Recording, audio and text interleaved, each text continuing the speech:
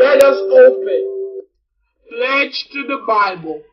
I pledge allegiance to the Bible, God's holy word. I will make it a lamp unto my feet, a light unto my path, and hide its word in my heart, that I may not sin against God. Amen. I pledge allegiance to the Christian flag and to the Savior for whose kingdom it stands, one brotherhood, uniting all mankind in service and in love. Amen.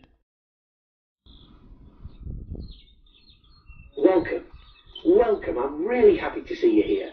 So thanks for dropping in. And today we will be doing an inspirational lesson for our youth. As a lot of you may know, it's May. School years are beginning to come to close. And if you are older, they might be closing late next month. But one thing school closures have in common: the last day of school fight. Please excuse the world for the ambulance siren and the airplanes. I am in the church right now. But yes, it's one thing. This lesson is entitled, "Why Every Time I Want to Preach, the noises around me get louder." Just so you know, that is not the name of the lesson, but the lesson is "Don't Fight." But that does happen to me though. When I do want to preach, the noises get louder. It happens. Trust me, it happens. So, why fight on the last day of school? I'm talking especially to older kids, because a lot of violence goes on in today's world. And I mean, there is a lot of it. It's very easy to tick people off more.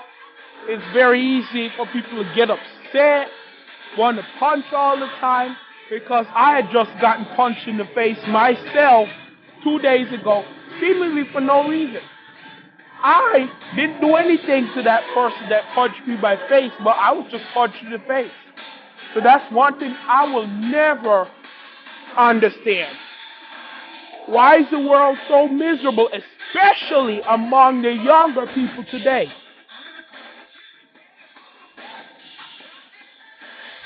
I was shocked when I heard about all the violence and all the fighting and all the gun rates and all of that increasing. School shootings. And you know what? You don't hear these complaints come out of other parts of the world. See, this is what happens when people have a lot of money or have everything good. Eventually somebody gets greedy and then spoils it for everybody else. Because notice how every end of the school year you always hear on the news, "Oh, well, this person brought a gun to school." Well, we don't need violence, because guess what? It's a system you have to go through when you have violence. When you have violence, you have to go through the system of repentance, saying that,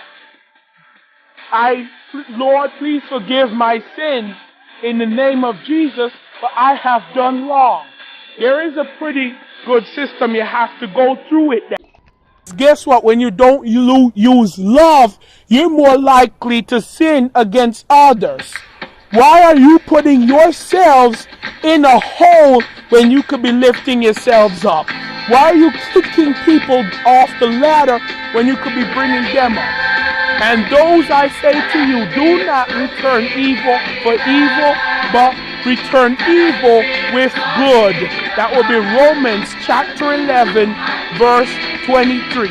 And keep peace with all men. Do not repay no one for sins. Do not be overcome by evil, but overcome evil with good. Well, let the Lord handle your battles. And remember to do this. If your enemy is hungry, feed him. If your enemy is thirsty, give him a drink. Doing this will be like heaping burning heaps of coal on his head. Always remember to return evil for good, not evil for evil. So don't get revenge on your bullies. Don't go around doing things back that your bullies have done and say that they did it to me, so I do it back. Return the evil favor with a good one, causing the bully an unnecessary amount of grief, disarming or taking away the bully's right to bully you or will. Also remember, turn the other cheek. Do not hit anybody back, but sometimes the only way to defend yourself, as much as I hate to say it, is to hit back. But if you ever find yourself in a situation to do so, do it. And then repent, because we don't know. The Bible doesn't say much about fighting back, but it says don't return evil for evil.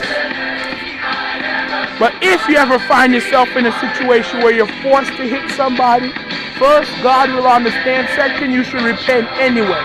Thinking about hitting somebody is a sin alone in itself. Just a friendly reminder to go to school, be safe, pray, live, love, and be happy all the days of your life. Thank you, and may God bless you.